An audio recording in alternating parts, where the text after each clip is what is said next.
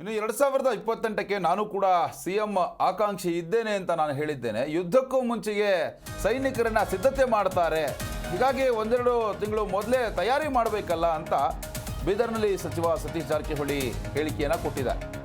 ನೋಡಿ, ಆವಾಗಲೇ ನಾನು ಹೇಳ್ತಾ ಇದ್ದೆ ಬದಲಾವಣೆಯ ಪರ್ವ ಆರಂಭವಾಯ್ತಾ ಕಾಂಗ್ರೆಸ್ನಲ್ಲಿ ಅಂತ. ಯಾಕಂತಂದರೆ ಒಂದು ಕಡೆ ಸತೀಶ್ ಜಾರಕಿಹೊಳಿ ಅವರು ನಾನು ಸಿ ಎಂ ಆಗಬೇಕು ಅನ್ನೋ ಒಂದು ಮುನ್ಸೂಚನೆಯನ್ನು ಕೊಟ್ಟಿದ್ದಾರೆ. 2028ಕ್ಕೆ ನಾನು ಸಿ ಎಂ ಆಗ್ತೀನಿ ಅಂತ ಓಪನ್ ಆಗಿ ಹೇಳ್ಕೊಂಡಿದ್ದಾರೆ. ಮತ್ತೊಂದು ಕಡೆ ಈಗ DCM DK ಶಿವಕುಮಾರ್ ಅವರು ಶತಾಯಗತಾಯ ನಾನು ಅರ್ಧ ಅವಧಿ ಸರ್ಕಾರ ಏನು ಕಾಂಗ್ರೆಸ್ ಸರ್ಕಾರದ ಅರ್ಧ ಅವಧಿ ಏನಿದೆ ಅದಕ್ಕೆ ನಾನು ಮುಖ್ಯಮಂತ್ರಿ ಆಗಬೇಕು ಅನ್ನೋ ಒಂದು ನಿಟ್ಟಿನಲ್ಲಿ ಓಡಾಟವನ್ನು ಮಾಡ್ತಾ ಇದ್ದಾರೆ. ಹೀಗಾಗಿ ಮುಖ್ಯಮಂತ್ರಿ ಸಿದ್ದರಾಮಯ್ಯನವರು ಮತ್ತು DKಶಿ ಅವರ ಮುಸುಕಿನ ಗುದ್ದಾಟದ ನಡುವೆ ಸತೀಶ್ ಜಾರಕಿಹೊಳಿ ಕೂಡ ಒಂದು ಹೇಳಿಕೆಯನ್ನು ಕೊಟ್ಟಿದ್ದಾರೆ. 2028ಕ್ಕೆ ನಾನು ಕೂಡ CM ಆಕಾಂಕ್ಷಿ ಆಗಿದ್ದೇನೆ, ಯುದ್ಧಕ್ಕೂ ಮೊದಲೇ ಸೈನಿಕರನ್ನು ಸಿದ್ಧತೆ ಮಾಡ್ತಾರೆ, ಒಂದೆರಡು ತಿಂಗಳು ಮೊದಲೇ ತಯಾರಿ ಮಾಡಬೇಕಲ್ಲ ಅನ್ನೋ ಒಂದು ಹೇಳಿಕೆಯನ್ನು ಬೀದರ್ನಲ್ಲಿ ಅವರು ಕೊಟ್ಟಿರುವಂಥದ್ದು.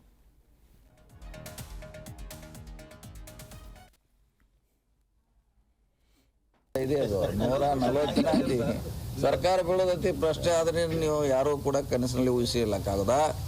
140 ಬಂದಿದ್ದೀವಿ, ಮಂಡಿ ಕೂಡ 3 ಸೀಟ್ ಗೆದ್ದಿದ್ದೀವಿ, 140 ಬಂದು ಹತ್ತಿದ್ದೀವಿ. ಅವರಿಗೆ ಸೆಂಡ್ ಪಾರ್ಟಿ ಕೊಡ್ತಾ ಇದ್ದಾರೆ ಅಂತ ಆರೋಚಕ ಹೇಳ್ತಿದ್ದಾರೆ. ಹಂಗೆ ಹೇಳ್ತಾರೆ ಅವ್ರು. ಹ್ಞೂ ಅನ್ನೋದ್ರೆ ನಮ್ಮ ಕೆಲಸ ನಾವು ಮಾಡಿದ್ವು. ಅದೇನು ಫಾರ್ಮುಲಾ ಏನಾರು ಹ್ಞೂ ಅಂದ್ರೆ 1 ವರ್ಷ ತಾಡ್ತಿದ್ರೆ.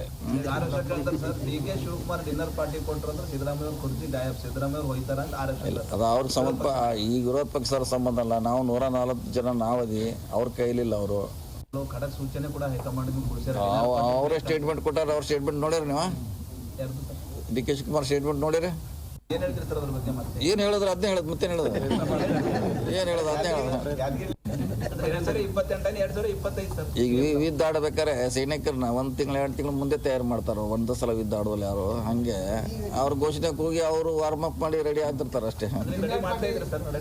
ರೆಡಿ ಹೇಳಿ ಅಡ್ವಾನ್ಸ್ ಆಗಿ ಹೇಳಿಬಿಟ್ರಲ್ಲ 28ಕ್ಕೆ ನಾವು ಕ್ಲೇಮ್ ಮಾಡ್ತೀವಿ ಅಂತ ಹೇಳಿವಿ. ಮತ್ತು ಅದಕ್ಕೆಲ್ಲ ಸೈನಿಕರು ರೆಡಿ ಆಗ್ಬೇಕಲ್ಲ. ನಮ್ಮ ಸೈನಿಕರೆಲ್ಲ ಘೋಷಣೆ ಕೂಗ್ಲಿಕ್ಕೆ ಡಿನ್ನರ್ ಪಾರ್ಟಿ ಉದ್ದೇಶ ಅದೇ ಇದೆ ಸರ್, ತಯಾರಿ ಮಾಡೋದು. ಜಿ ಕನ್ನಡ ನ್ಯೂಸ್ ಈಗ ನಿಮ್ಮ ಮನೆಯಲ್ಲೇ ನೋಡಿ, ಎಲ್ಲ ಕೇಬಲ್ಗಳಲ್ಲಿ ಈಗ ಲಭ್ಯ. ನಿಮ್ಮ ನೆಚ್ಚಿನ ಜಿ ಕನ್ನಡ ನ್ಯೂಸ್ ಈಗ ಸನ್ ಡೈರೆಕ್ಟ್ ನಲ್ಲಿ number 292, Tata play number 1664, Jio TV number 1334, NXT digital number 30, in cable number 30, city networks 51, U digital number 162, GTPL number 17, Rockline telecommunications number 42, Shri Basaveshwara cable number 168, rural cable network 60, Vinayaka digital 57, Abhishek cable 821, city channel 53, Siddeshwara cable network 57, V4 digital Infotech 628, Surya digital networks 53, Gajanan digital number 836, Malnad Infotech Private Limited number